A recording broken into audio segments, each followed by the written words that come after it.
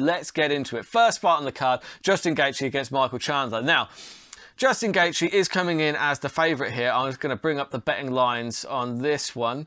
I need to log back in. But yeah, stylistically, this is a great way to kick off the fight. The reason that they changed it to the first fight on the card was because obviously Trevor Whitman coaches Gaethje, Rose Namajunas and Usman, and he wanted just a little bit of a break, bless him, to get kind of people prepped for their respective fights, which is fair enough. And actually, it's a great way to open the main card. You know what I mean? The first fight on the pay-per-view, this one's going to be absolutely ridiculous. I mean, you've got a couple of intrigue. You've got Justin Gaethje to win in round 1 is 3.75.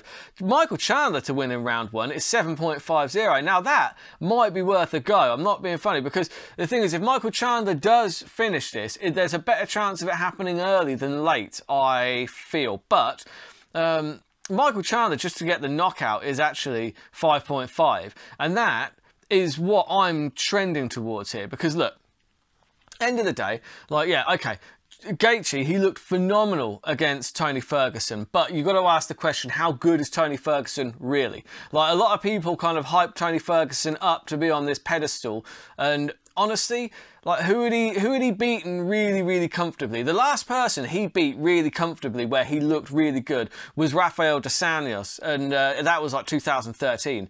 Every other fight he kind of made a bit of a meal out of, or it was against somebody that he should be beating. Against Pettis, he was getting lit up in that fight. Tony Ferguson gets hit a lot, and that plays into Gaethje like an absolute dream. Just the matchup fell right into his hands, and I said before that fight that Gaethje is gonna rip Tony Ferguson apart, because Tony Ferguson is just there to be hit.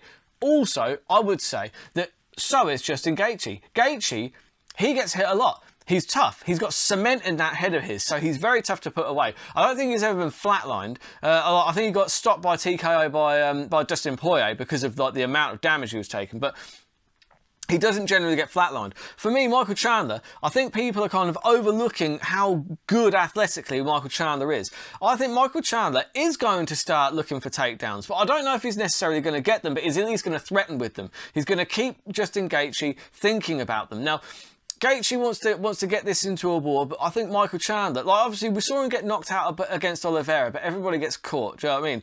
And I feel like Michael Chandler has got some preposterous power on him, and I've got a feeling that Chandler is going to find that knockout. I think he's more than good enough to knock out Justin Gaethje, or at least get the TKO finish. So that's what I'm going for on this one, 5.5. So you've got 4.5 to 1 on the Michael Chandler knockout. And considering Justin Gaethje is going to be more than happy to stand in the pocket, it's not like he's this crazy elusive fighter, woo, can't even see me. Do you know what I mean? No, he stands there and he gets hit and he hits back.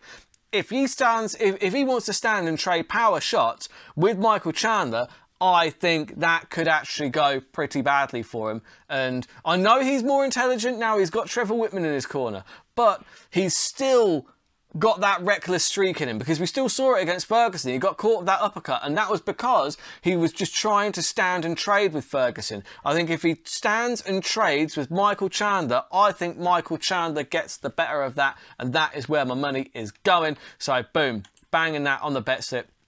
Michael Chandler to win by knockout or TKO.